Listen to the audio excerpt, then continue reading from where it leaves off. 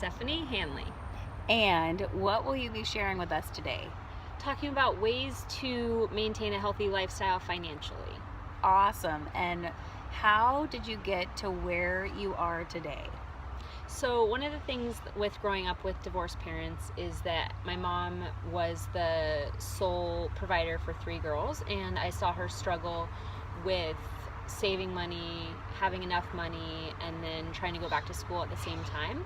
So one of the things with that is that when you see one of your parents struggle financially, for me, it made me vow never to be in that position. So I always wanted to make sure that I had enough money and that I was never feeling stressed and broke and then going in debt just to pay for normal things. This is my daughter, Riley. She apparently wants to be a superstar. She does. And tell us kind of about what you do now in your, daily life and your career. So right now I work for the Seattle Police Department with victims of sex trafficking, and I work full-time. I have 2 kids, and I'm married to a police officer also with the Seattle Police Department. And one of the things that we decided early on was in our relationship with joining our finances and all of that is discussing a budget and then which person was going to be mostly in control of the finances in terms of paying the bills and writing the checks, logging onto the accounts, and keeping track of day-to-day stuff. And being the control freak that I am, I decided that, we decided that it would be me. Since I tend to be more OCD about dates and budgeting and things like that. So that was the first step that we decided to be on the same page financially. So if you're in a relationship, I would encourage you to decide with your partner, your boyfriend, your girlfriend, your husband, your wife, who is going to take the lead on that, and then make sure that you and that person have a completely open discussion about where your finances stand.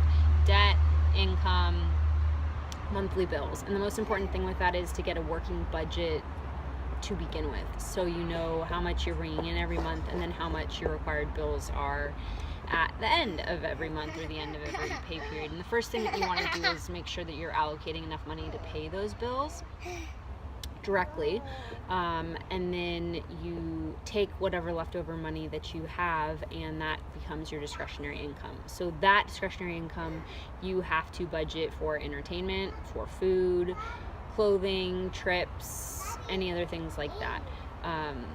You want to make sure that you include any credit card payments in your original budget, not your discretionary funding.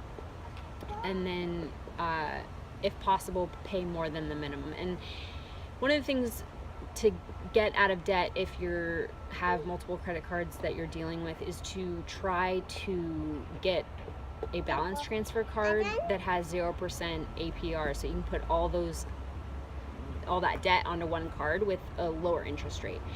If you're unable to do that, you want to pick the card with the highest interest rate, and you want to pay more than the minimum on that, and then once that card's pay off, you go down to the next one. That's called the snowball effect. So first focus on paying off any debt that you have, and then after that you want to focus on building up your emergency fund. Most people say that about 6 months of all your bills is what you want to have in liquid cash in the bank, but if you can't start out with that much, of course, because that's a lot of money, then you can even start just something as simple as $100 a month.